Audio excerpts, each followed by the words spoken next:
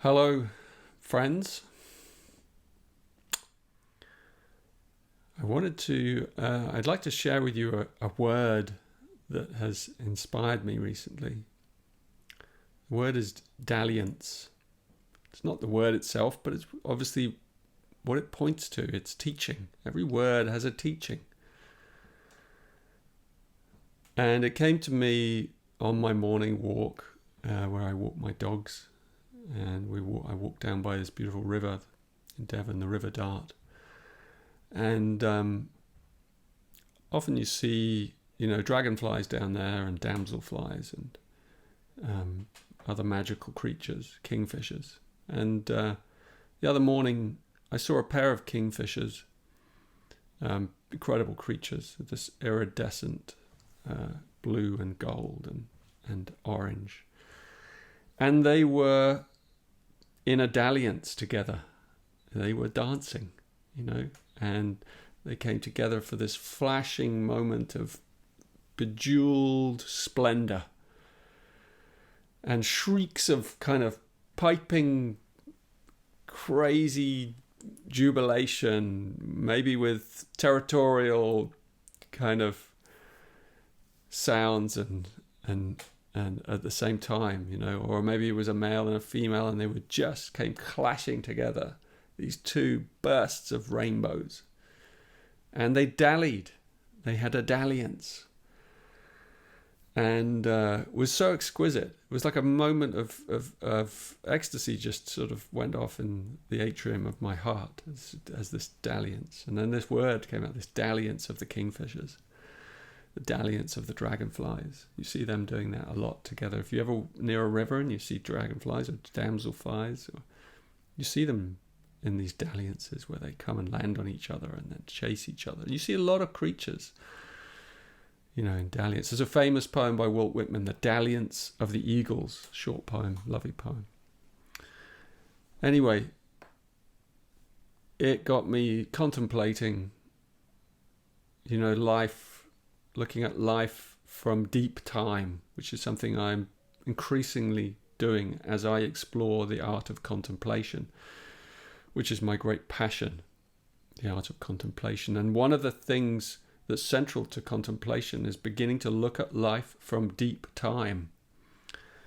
And deep time means you span out far, far beyond your lifetime and you examine some of these, the ways in which evolution moves across, decades and centuries and millennia and then entire epochs.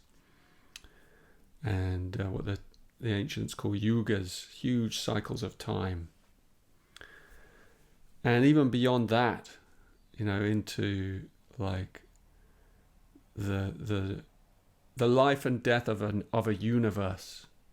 And other universes that spawn this universe. And then vast cycles of time, infinite time, eternal time. But deep time is a way of playing within the field of time, within the illusion of time, in a way.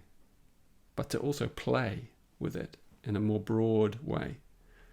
And to realize that wherever we are submerged in time, whatever scale you look at, what you're seeing is a dalliance. You're seeing two forces coming together for a brief flash and then parting and then coming together again. But they come together in this flash of play and brilliance and music and revelry and sometimes sacrifice and surrender. So we are, you look at your life, dalliance is a word also we think of, we use it for I had a dalliance, like maybe I had an affair with someone or I had a short relationship that was kind of a dalliance. It was it, and then it was over as soon as it had begun. But it was joyful, right? But our whole lives are that. A 50-year-old marriage, a 50-year-long marriage is a dalliance, and then death comes and parts you, and you go back into the hole, and then you come back out, and you have another dalliance, and you have many dalliances in your life. and they're fleeting and ephemeral and beautiful and magnificent. And they're here to be indulged in, to be played in, to be kind of celebrated. That's what the word is all suggesting. It's like the spirit of play is alive in this word, dalliance. And it's a spirit that we need more and more, as times they seem to get heavier. And we move into a time of great transition for this planet, for our species, for all species. Even species that are becoming extinct, their dalliance is coming to an end. But a new species maybe will be born, or they'll maybe return in another form, in another universe. Nothing is lost, ever, when you look at life from deep time.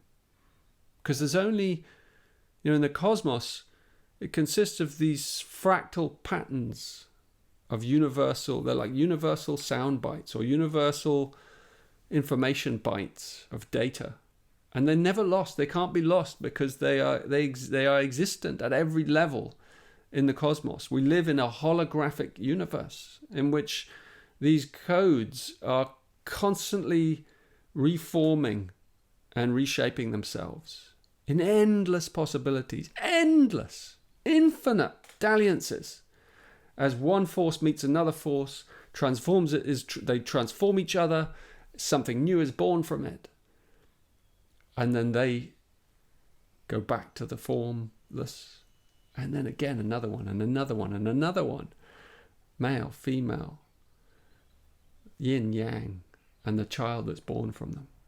Those poles, And all the possibilities within those poles.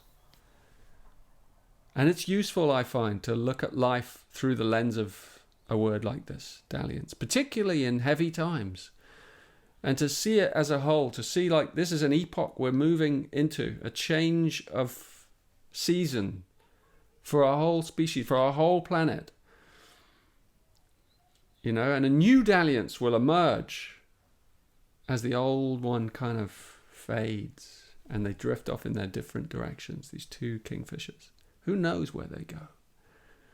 And then they come together again. And again, the symbols of the cosmic symbols just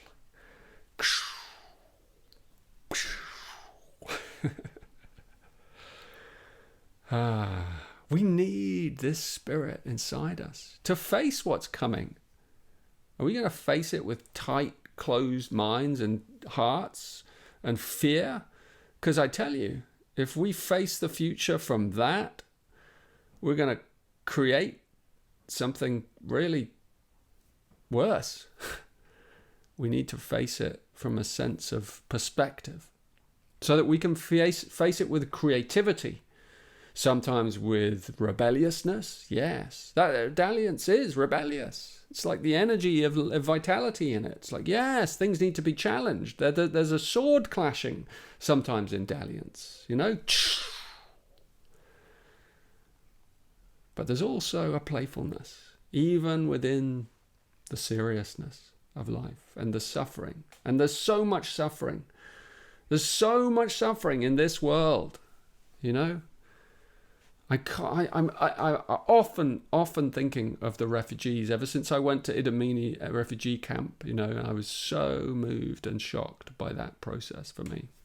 And more and more refugees, coming, losing their homes and living in incredible poverty, living with nothing, living in a tent on a road, and here are we, clicking our Amazon things and going, yeah, I'll have another one of those, thanks. I'll have another one of those. That's like such an edge for the privileged people like us, And for me to be able to sit here and talk about dalliance, and lightness when there's all that suffering, how do we hold that paradox? And yet we have to. And we have to kind of have that serious play that playful seriousness, so that we can face the future in the spirit of creativity. You know, to be able to really meet it through our heart. Because it's the heart and the compassion of the heart that the world needs. Not more misery, not more reaction, not more anger.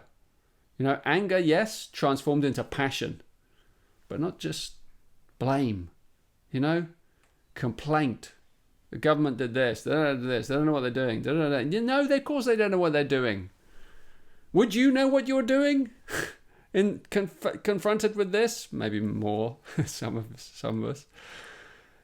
But the point is, it's not about them. It's about us. It's about how do we face the future. We need to face it in the spirit of dalliance. Like, it's going to be gone. A few decades, a century, this whole phase will be over. Something else will be in its place. Even if the earth isn't here, something else will be in its place. A fresh dalliance of life force will be occurring somewhere else. It always is occurring somewhere else, somewhen else.